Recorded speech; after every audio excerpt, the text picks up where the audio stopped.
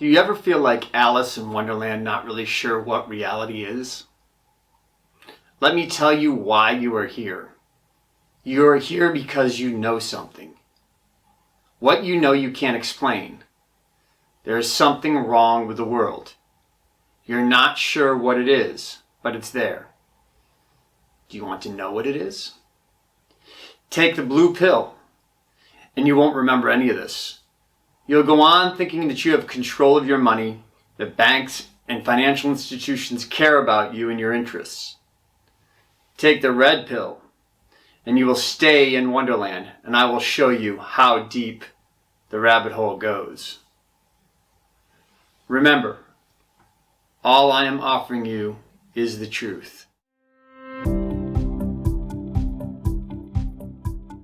Best of Us Investors presents Jim Wells. Hi, I'm Jim Wells, and I'm a member of the Best of Us Investors. I hope you'll consider joining us and becoming a part of our community.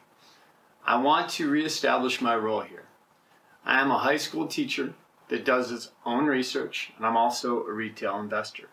I try to break things down so that a 10th grader could understand exactly what these concepts are all about. I'm not a revolutionary. I am not a financial advisor. Okay? And I am definitely not a historian.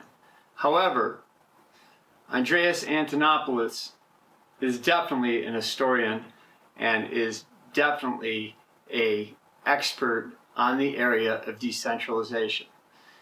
And his ideas through the Internet of Money and some of his videos are the things that we're going to be talking about today in the area of decentralization. I'm going to talk about Bitcoin as both a network and an ecosystem, more so than a specific currency. That's definitely what it is, and we're all interested in investing in it, but I'm going to talk about what it really stands for and what it really represents. So, most experts do believe that the fate of Bitcoin is tied to the other cryptocurrencies. So in order for them to succeed, Bitcoin has to thrive. So you need to keep that in mind. So let's explain what decentralization is.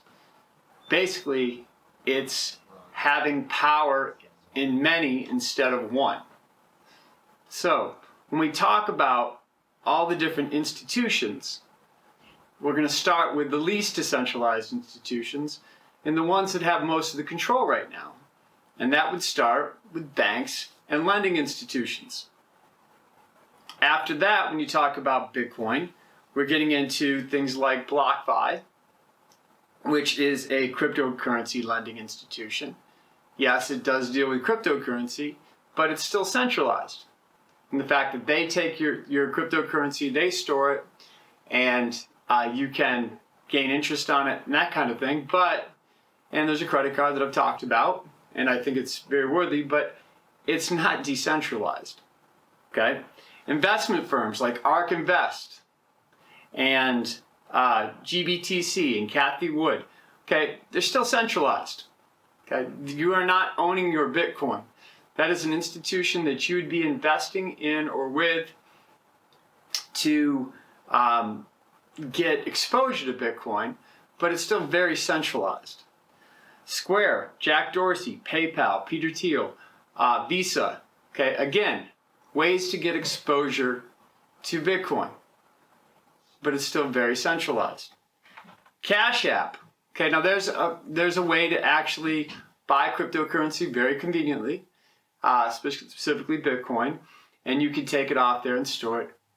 But they still charge you a decent fee, like 3% from what I'm understanding. Centralized cryptocurrency exchanges, Coinbase, Gemini, Binance. Yes, you are buying cryptocurrency there and you have the option of taking it off the site and storing it in your wallet, which now becomes decentralized. But on the exchange where you purchase it from, it's still centralized. So we need to understand that. Michael Saylor, MicroStrategy, Raoul Pal, Real Vision. Okay, so yes, they have purchased real Bitcoin and they are storing their keys, but they haven't involved in their financial institution. And the reason that the price is going up is because these kind of entities are getting involved and they are also investing in cryptocurrency. But that is still very centralized. Okay, how they're storing it is decentralized, but that is not the main purpose of what cryptocurrency is. Anthony Pompolino is a very strong advocate, retail investor that stores his own cryptocurrency and understands the function of decentralization, but he also promotes BlockFi, which is a centralized agency. Okay, Uniswap, decentralized exchange. Okay, you can purchase different cryptocurrencies on Uniswap on the Ethereum platform. That makes it very decentralized. However, you can still purchase Uniswap on a centralized exchange. Okay, so we're just giving you the variances of centralized versus decentralized.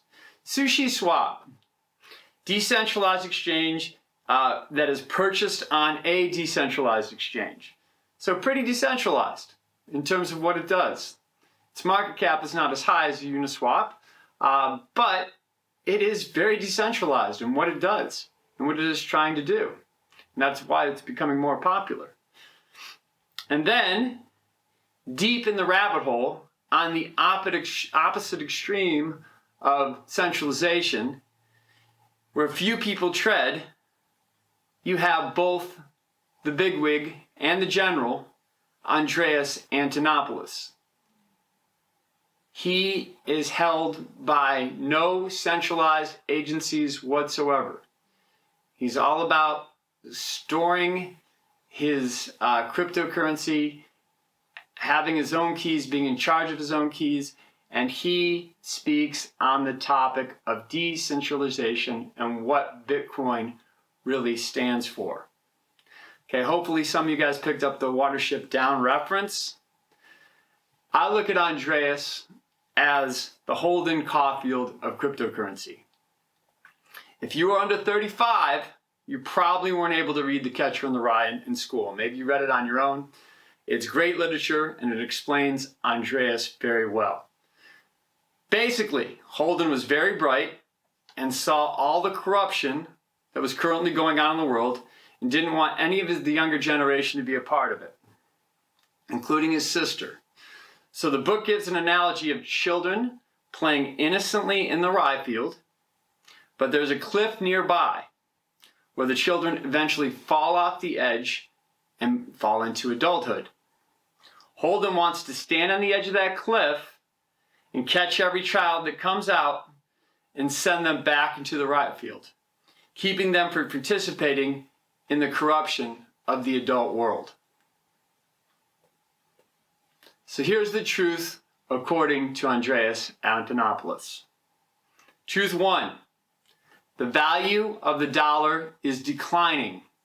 Yes, money has long been used as a unit of account or an economic tool to predict what happens in the future.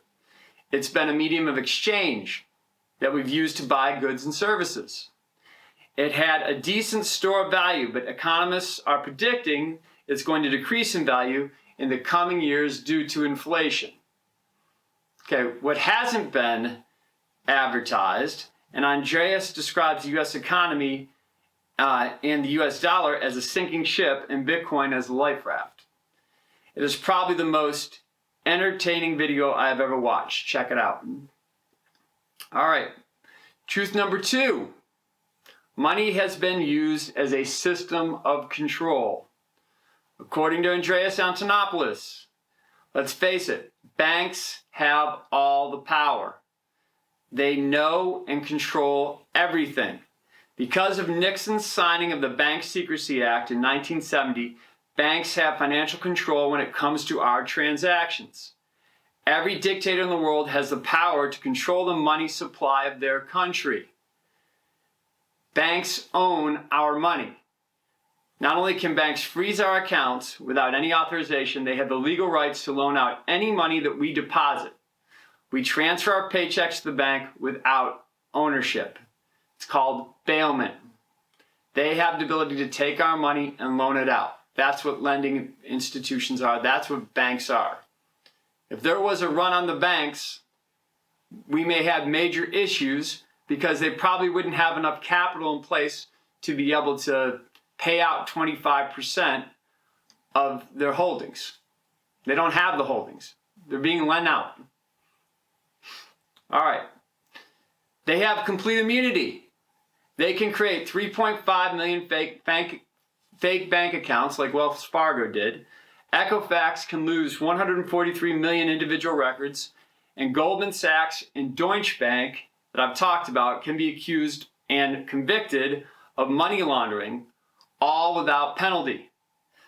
The government just bails them out. Truth number 3, not everyone has access to a banking system. 6 million people don't have the means to participate. Okay, final truth. Bitcoin provides a possible solution to these issues.